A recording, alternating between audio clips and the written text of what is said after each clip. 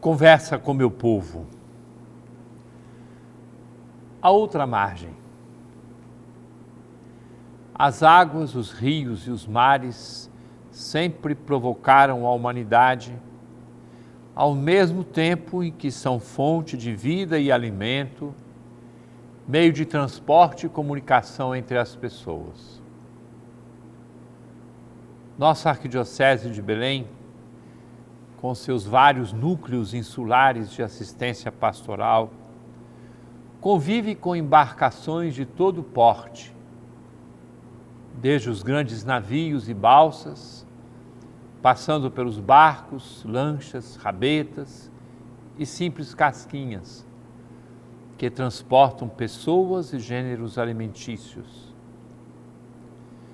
Nossos portos e trapiches, de todo tipo e tamanho, podem servir para o bem e, infelizmente, muitas vezes servem para o terrível tráfico humano e tráfico de drogas.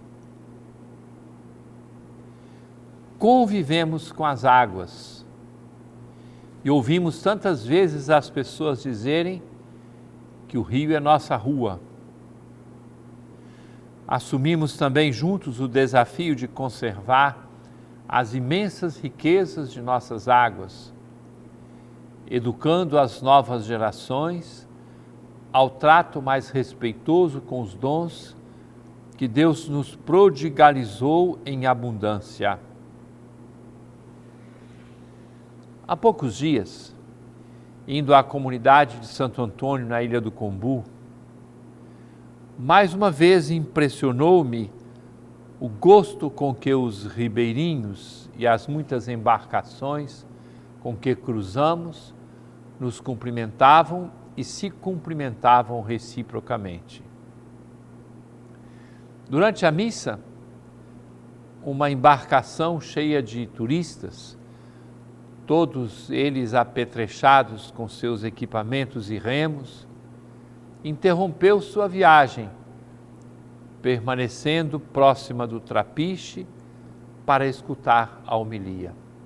Depois, seguiram viagem adiante, certamente com a semente parecida com o grão de mostarda do Evangelho daquele domingo, cujos frutos certamente aparecerão na hora e na medida de Deus. Jesus também, em tempos de Galileia, atravessou muitas vezes o lago, que de tão grande era chamado de mar, percorrendo as vilas e cidades. Quem está no cimo do Monte das Bem-aventuranças, onde ele pronunciou o Sermão da Montanha, tem uma visão privilegiada.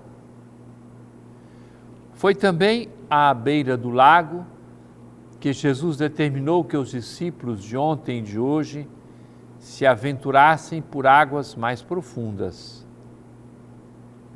Tágba, lugar do primado de Pedro, às margens do lago, onde Jesus, e não uma sombra ou um fantasma, mas o próprio Senhor, mandou lançar as redes e preparou-lhes uma refeição mais do que simbólica.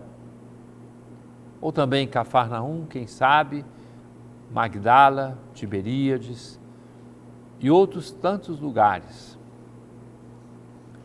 É possível ver do outro lado do lago áreas que pertencem hoje à Síria, por aquelas bandas já na vizinhança de pagãos. Jesus foi à região da Decápolis, onde mostrou também a sua força, poder e missão. Foi também passando pelo lago que Jesus se dirigiu a Gerasa, onde expulsou demônios e foi rejeitado pelos moradores. Muitos dos fatos, todos eles carregados de ensinamentos, que não estamos diante de um livro de histórias edificantes, mas do Evangelho. Entretanto, A liturgia do 12º domingo do tempo comum, celebramos neste final de semana, oferece oportunidade privilegiada para uma reflexão a partir do receio provocado pelas águas e a força de Deus Criador e Senhor, que aliás se manifesta diante dos discípulos, acostumados ao medo das águas revoltas, por muitos dos antigos consideradas habitação de monstros e sinal de morte. Provavelmente, não lhes era claro o que já se encontrava no livro de Jó, pronunciado pelo Senhor, e nós ouvimos neste domingo que estamos vivendo. Quem fechou com portas o mar, quando ele rompeu como se saísse das entranhas, quando eu lhe dava a nuvem por vestido e o envolvia de escuridão como de uma fralda? Eu o demarquei com meus limites e lhe pus ferrolho e portas, dizendo: até aqui chegarás e não além. Aqui dominarás as tuas ondas encapeladas. Jesus determina aos discípulos a viagem para a outra margem. Noutra ocasião, mandou-os à frente, para depois caminhar sobre as águas. Quando podemos imaginá-lo com a expressão da Escritura, cavalgando sobre as águas. Agora, Jesus está placidamente dormindo dentro da barca, e o vento e a chuva se enfurecem. Pensam estar perecendo, por não terem tomado consciência daquele que os acompanhava, cujo poder faz as águas se acalmarem. Agora, vamos aos discípulos de hoje. Não basta repetir o que tenhamos feito até hoje. Os novos desafios são diferentes e por isso são novos. O apelo do Papa Francisco ressoa a atitude de Jesus, lançando-nos a descobrir caminhos novos, sair missionariamente ao encontro dos mais afastados. Aceitar a provocação positiva que nos lança a buscar águas mais profundas, a buscar outras margens, mesmo quando nos sentimos frágeis e pecadores, pois o Senhor vai além de nossos pecados e fraquezas, fazendo de todos nós pescadores de homens, como aconteceu com os primeiros discípulos. A atitude a ser assumida é a coragem vinda da fé, lançando-nos a buscar caminhos novos, criatividade, ousadia. Em meu primeiro encontro com o Papa Francisco, e esse encontro aconteceu na Jornada Mundial da Juventude do Rio de Janeiro, ao apresentar-me como arcebispo de Belém, ouvi palavras fortes, à época transmitidas depois ao povo de Belém. Disse-me o Papa: sejam corajosos, sejam ousados. Se não forem ousados, já estarão errando de princípio. E nossa igreja há de retomar essa proposta. Temos abertas algumas estradas. Já retomamos o caminho do primeiro sínodo da Arquidiocese de Belém, com o tema Belém, Igreja de Portas Abertas. Interrompemos este processo por causa da pandemia. Estamos fazendo isso com as diversas atividades nas paróquias, regiões episcopais e outros organismos arquidiocesanos. Vamos além.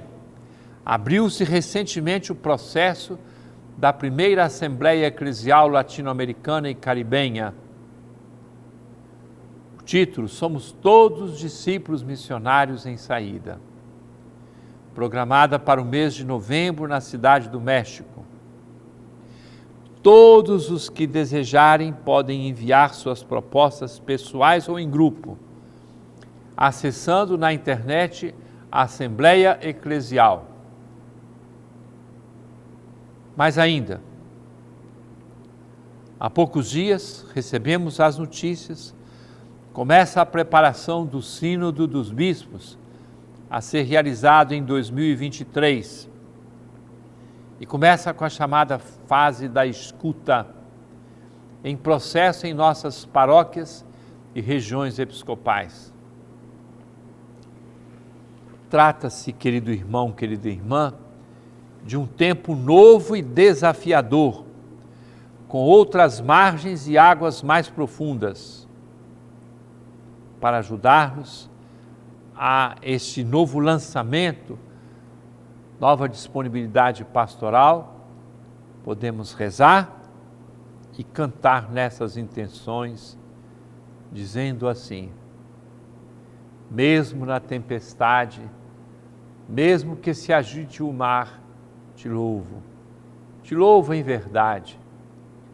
Mesmo longe dos meus, mesmo na solidão, te louvo em verdade, pois somente tenho a ti. Tu és a minha herança, te louvo em verdade. Mesmo que me faltem as palavras, mesmo que eu não saiba louvar, eu te louvo em verdade. Caríssimo irmão, caríssima irmã, permaneça conosco, daqui a pouco estamos de volta.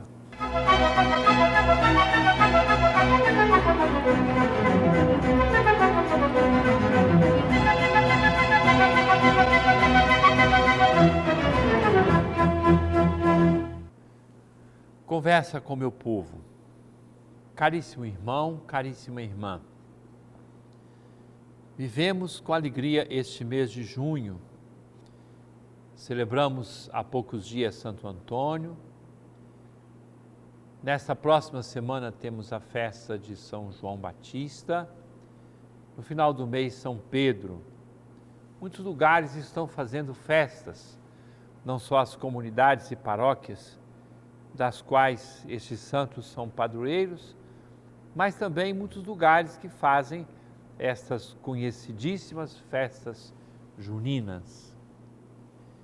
Então nós temos a alegria de desejar que todos façam com serenidade, com equilíbrio, com controle, estas festividades. É claro, evitando exageros e evitando ir contra as normas sanitárias que são estabelecidas. E eu já lhes disse em outra oportunidade, graças a Deus a Igreja Católica está obedecendo com muita seriedade todas essas normas. Eu quero hoje mandar meu abraço para a área missionária Maria Mãe da Igreja.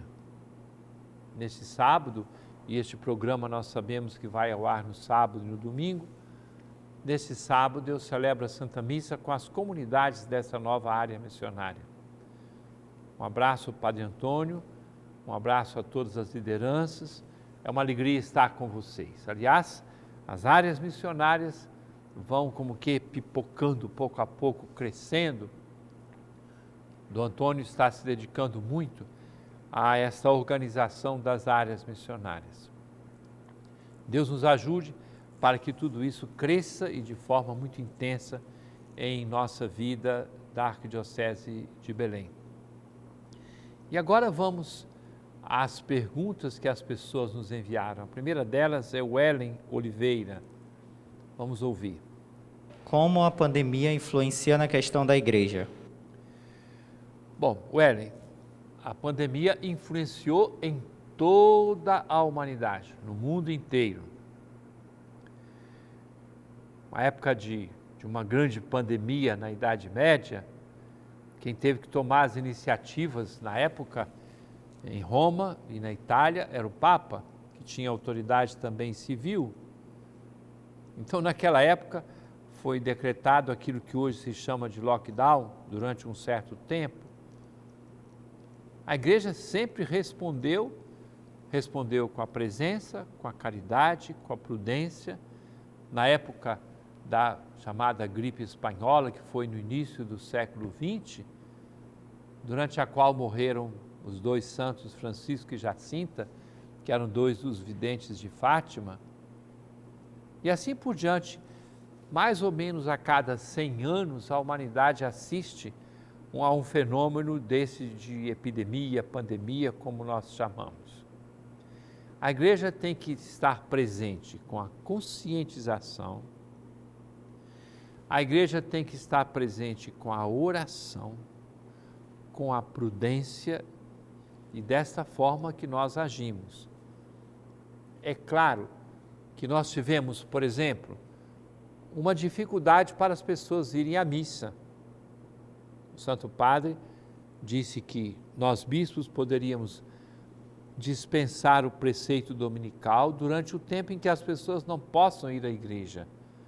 Só que agora nós estamos já na fase de retomada, porque senão nós corremos o risco da dispersão e a perda do sentido do preceito dominical. Todos viram como nós multiplicamos a transmissão das missas pelas redes sociais, transmissão das missas pelos nossos meios de comunicação da Fundação Nazaré. Então, tocou na igreja como tocou em todas as pessoas, sem dúvida alguma, justamente porque obrigou a esse chamado distanciamento social, outro nome que queiram usar. A igreja também trabalhou prudentemente, pedindo às pessoas para usarem todos os meios que possam proteger a própria vida e a vida dos outros. Então, tocou muito. Isso aqui nós agora estamos, vamos dizer assim, correndo atrás do prejuízo para recompor a vida de nossas comunidades e paróquias. Segunda pergunta é de Tânia Braga. Gostaria de saber se o fiel, que ele já participa de alguma pastoral na igreja, ele faz as suas ofertas, faz as suas doações, se isso já substitui o dízimo. Tânia, eu sou bispo. Se eu dou ajuda para uma pessoa, eu devo fazê-lo. Mas antes de tudo, eu devo dar o meu dízimo. O dízimo do bispo e dos padres é dado ao fundo de sustentação dos presbíteros. Eu tenho que dar o meu dízimo. Se depois eu vou ajudar a associação A, B ou C, movimento, comunidade, será o que for, mas o primeiro dever de todo cristão católico é dar com fidelidade o seu dízimo, devolver o dízimo, porque nós já estamos devolvendo aquilo que Deus nos concedeu. As outras coisas todas, se você participa de um movimento, se você participa de uma pastoral, tudo isso tem que ser fruto da generosidade do seu coração, mas primeiro, antes de tudo, e que não pode ser substituído por outras colaborações, eu não posso dizer que num determinado movimento vai dizer ali vai ser dado o dízimo, não. O dízimo é dado à comunidade paroquial, o dízimo é dado à igreja, esse é o dever fundamental. Outras coisas, se eu vou fazer filantropia, se eu vou fazer caridade, é ótimo e devo fazê-lo, mas a primeira coisa tem que ser o dízimo e não pode ser substituído por outras formas de contribuição.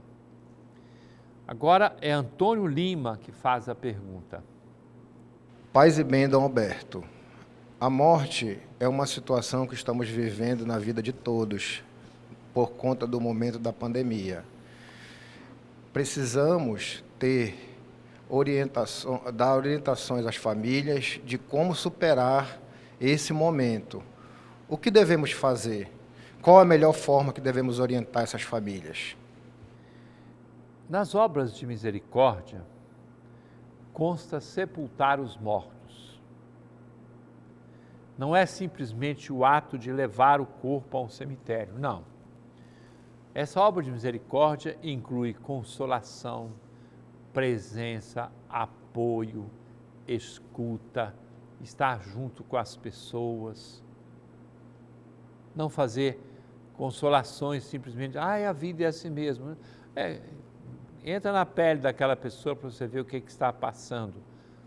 Então, tudo isso pode e deve ser feito com muita fidelidade da nossa parte. Nós precisamos fazer as coisas dessa forma. Presença, oração, solidariedade. Veja só, você já observou que a missa diária, de segunda a sexta-feira, na residência episcopal, normalmente tem uma lista imensa de intenções? Porque ali é o nosso momento de oração e de consolação para as pessoas que sofrem, pessoas que estão enfermas ou pessoas cujos parentes morreram, e também a nossa oração pelas almas daquelas pessoas que partiram. Então, a igreja precisa ser presença, consolação, oração, apoio junto de cada pessoa. E isso é muito importante. E é claro, a nossa fé diz que a morte não tem a última palavra. A morte é a nossa Páscoa pessoal. Eu tenho que olhar a morte também do lado da pessoa que morreu. Do lado que a pessoa que morreu, eu tenho que dizer, ela já chegou. Foi por um acidente, foi por morte de idade, foi por morte de seja o que for, eu tenho que olhar também do lado da pessoa. Ela já chegou. Onde que eu me encontro com meus pais, que já foram para junto de Deus? Não é no cemitério, é no altar da Eucaristia. E quantas vezes celebro por eles e pelos meus parentes falecidos? Porque onde está Jesus, estão eles também. Então é ali no altar da Eucaristia que eu encontro os meus entes queridos, amigos, parentes falecidos. Deusa Linda de Sena, quer fazer também uma pergunta. Como viver a missão da igreja em saída neste tempo de pandemia? Primeiro eu agradeço porque essa ideia missão, igreja em saída, está entrando pouco a pouco no coração das pessoas e a senhora mostra pela pergunta que faz. Igreja em saída. Aos padres eu tenho dito assim, aqui está o território da sua paróquia. Até onde você está conseguindo chegar? O tamanho dessa folha aqui. O território de uma paróquia. Até onde você está conseguindo chegar? Você consegue chegar lá, àquela beirada, àquela periferia? Então, viver igreja em saída é pensar nos últimos, é pensar nos mais pobres, é pensar nos mais abandonados, é pensar nos mais afastados. Alguém vai dizer assim, Dom Alberto, eu conversava esses dias com a Legião de Maria, as pessoas ficam com medo de sair de casa e de visitar, mas há muitas pessoas que fazem o apostolado de uma forma diferente. Mensagem, telefonema, conversa com alguém, é possível fazer uma visita, a gente faz. Pensar em quem está mais distante, consolar os aflitos, sustentar as pessoas que estão se sentindo solitárias. Quantas pessoas já me disseram, olha, uma chamada telefônica de alguém que veio ao encontro de uma pessoa que estava sozinha, faz um bem do tamanho do mundo. Então, uma igreja que está sempre em saída, ir ao encontro, ela quer ir ao encontro das pessoas mais distantes. Esse é o sentido da missão. Então, aí tem que entrar também muita criatividade para inventar soluções. Nossas paróquias vão se abrindo pouco a pouco, as pastorais vão se reorganizando, e eu posso dizer uma coisa muito importante que tenho identificado em nossa igreja. As pessoas querem ir à igreja, querem ir à missa, querem voltar à participação na Eucaristia, graças a Deus. Última pergunta de hoje é de Edson Paiva. Como podemos, enquanto pais, discernir o apostolado em família e esse discernimento ser levado também na educação dos filhos? Primeiro, eu quero dizer que a sua pergunta é preciosa. Como viver o apostolado em família? Tem um livro da Pastoral da Criança, muito simpático, que diz que o pai e a mãe começam a catequese dos filhos no dia em que geram os filhos. O amor com que geram estes filhos. Ali você já está sendo apóstolo.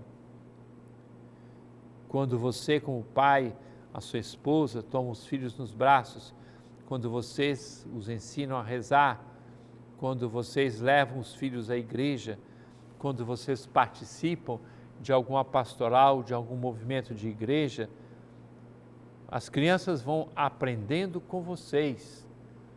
A criança aprende a rezar, aprende as coisas da igreja com vocês. E a criança tem uma abertura impressionante para Deus.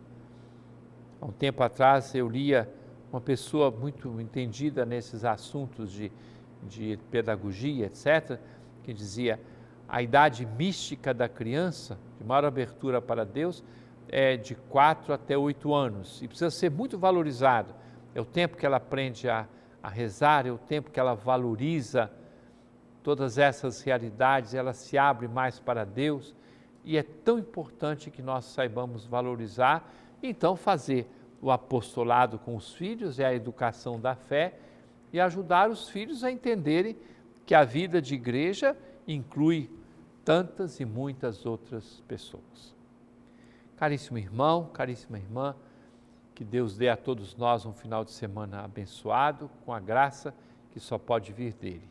Em nome do Pai, do Filho e do Espírito Santo. Amém.